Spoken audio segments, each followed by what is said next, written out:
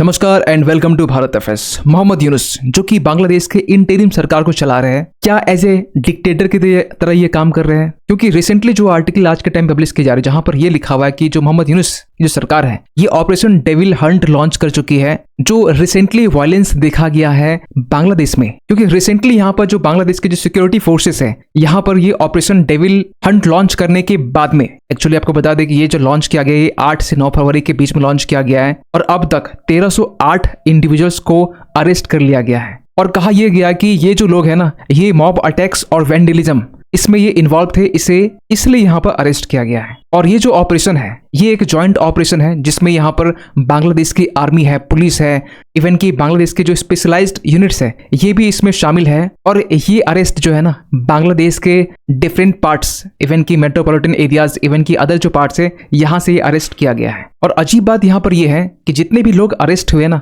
ये सारे शेख हसीना के लॉयलिस्ट हैं, मतलब इनके सपोर्टर्स हैं। शेख हसीना जो कि आज के टाइम में इंडिया में इनके सपोर्टर्स है, जो बांग्लादेश में आज के टाइम में इन्हें यहाँ पर अरेस्ट किया गया है। जिनमें से जो गाजीपुर आपको बता दें कि ढाका जो बांग्लादेश की जो कैपिटल है इसके जस्ट नॉर्थ में आप जाएंगे तो यहाँ पर आपको गाजीपुर देखने को मिलेगा। ये जो पूरा एरिया है ना, यहाँ पर 81 लीडर्स और एक्टिविस्ट जो कि आवामी लीग पार्टी से लिंक है, इनको यहाँ पर अरेस्ट किया गया है। इसके अलावा क्यूमिला है जहां पर 3 लोग को यहाँ पर अरेस्ट किया गया है। इवन की 7 आवामी लीग लीडर्स जिसमें से एक यूनियन परिषद चेयरमैन भी है, जिन्हें यहाँ पर नोखली जो डिस्ट्रिक्ट है वहां से इसे अरेस्ट किया गया है। लेकिन सवाल ये उठता है कि ये जो ऑपरेशन डेविल हंट है ये क्या है? ये मोहम्मद यूनुस की तरफ से स्टार्ट किया हुआ एक स्पेशल ड्राइव है जिन्हें शनिवार के दिन में लॉन्च किया जाता है, जिसका बेसिकली पर्पस ये होता है कि ये जो बांग्लादेश में रिसेंटली जो अनरेस्ट देखा गया इसको कर्ब करने के लिए और पब्लिक सेफ्टी को इंश्योर करने के लिए इसे बनाया गया, ऐसा बांग्लादेश कहता है। और बांग्लादेश के जो होम एडवाइजर है मोहम्मद जहांगीर आलम चौधरी, इन्होंने यहाँ पर यह कहा कि ये जो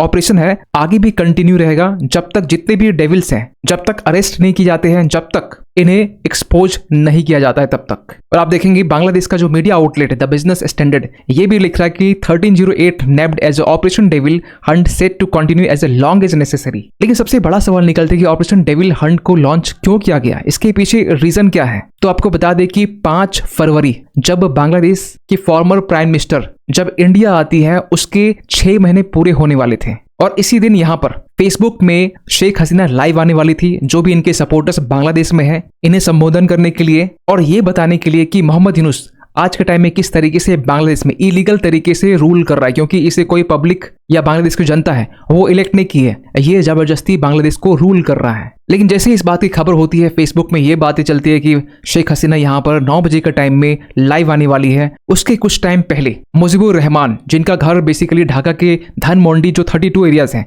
यहाँ पर है, इनके हाउस को डिस्ट्रॉय कर दिया जाता है, वेंडलाइज कर दिया जाता है। और कुछ ऐसी इमेजेस सामने निकल के आ रही है जहां पर इनके हाउस के छत में यहाँ पर आग लगी हुई है, लोग दरवाजे लोग गेट यहाँ से निकाल के ले जा रहे हैं। और इसी बीच में यहाँ पर जो स्टूडेंट्स जो होते हैं जो प्रोटेस्ट कर रहे होते हैं, जो बेसिकली वेंडलाइज करने में जो इन्वॉल्व होते हैं, वो बुलडोजर प्रोग्राम यहाँ पर लॉन्च करते हैं। इस बुलडोजर प्रोग्राम में जो शेख मुजीबुर रहमान के जो घर है बेसिकली फिलहाल तो म्यूजियम अभी है, इन्हें यहाँ पर वेंडलाइज कर दिया जाता है। लेकिन ये जो बुलडोजर प्रोग्राम है ना ये एक जगह पर सीमित नहीं होता है, ये गाजीपुर में भी होता है। जो भी आवामी लीग के जो लीडर्स है, जो सपोर्टर्स है, जो बड़े बड़े मिनिस्टर्स पहले रह चुके हैं, इनके भी घर को, इनके भी एसेट्स को डिस्ट्रॉय करने की कोशिश की जाती है। इसी बीच में यहाँ पर होता क्या है कि गाजीपुर जो एरियाज है यहाँ पर एक लीडर है आवामी लीग पार्टी के लीडर मुजम्मिल हक, जब इनकी रेजिडेंस में यहाँ पर अटैक करने की कोशिश की जाती है, इसी बीच में जो एक्स मिनिस्टर के जो सपोर्टर्स हैं, मतलब जो मिस्टर हक के जो सपोर्टर्स हैं ना, ये रेसिस्ट करते हैं वेंडलिज्म के अगेंस्ट में। और इसी बीच में यहाँ पर दोनों ग्रुप के बीच में क्लैशेस देखा जाता है, मतलब एक वो ग्रुप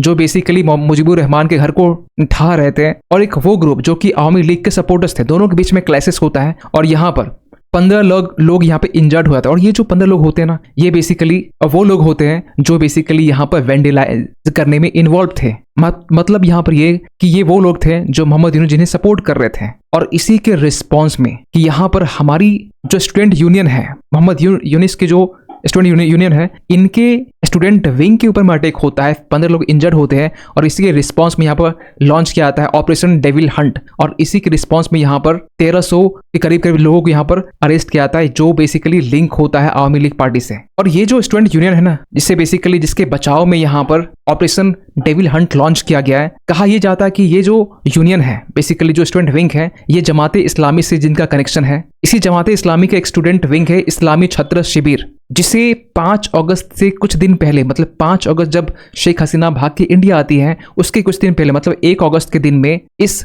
जमाते इस्लामी को बैन कर दिया जाता है, क्योंकि इसका जो लिंक है ना वो पाकिस्तान के साथ में बताया जाता है कि पाकिस्तान जो है वो जमाते इस्लामी स्टूडेंट विंग को बैकअप और सपोर्ट प्रोवाइड करता है। लेकिन जैसे यहाँ पर शेख हसीना अपनी प्राइम मिनिस्टर पोस्ट छोड़ती है, बांग्लादेश से भाग के इंडिया आती है, इसके बाद में मोहम्मद यूनुस, ये जमाते इस्लामी जो पार्टी है, इनके ऊपर जो बैन यहाँ पर इम्पोज किया गया था, इसे ये लिफ्ट कर देते हैं, मतलब हटा देते हैं। और ये तमाम चीजें ये दिखाती है कि किस तरीके से जो मोहम्मद यूनुस है वो डिक्टेटरशिप की तरफ आगे बढ़ रहे हैं। जबकि मोहम्मद यूनुस एक टाइम शेख हसीना के लिए कहा करती थी कि किस तरीके से शेख हसीना जो है वो ब्रूटल डिक्टेटरशिप यहाँ पर की तरफ आगे बढ़ रही है और जो हमारे इंस्टीट्यूशंस है इसे डिस्ट्रॉय कर रही है। लेकिन आज के टाइम में सेम चीजें मोहम्मद यूनुस करते हुए दिखाई दे, जो बेसिकली इनका स्टेटमेंट शेख हसीना के लिए एक टाइम के लिए था। इवन यहाँ पर जो बांग्लादेश के सुप्रीम कोर्ट के लॉयर है, इसने अदरी चक्रवर्ती जो है, ये इस ऑपरेशन को कहते हैं कि ये एक आई वॉश एक ऑपरेशन है, जो बेसिकली धूल झोंकने के लिए स्टार्ट किया गया है कि यस, हम जो बांग्लादेश में जो अनरेस्ट है इसको कर्ब करने के लिए यहाँ पर बनाया जा रहा है या फिर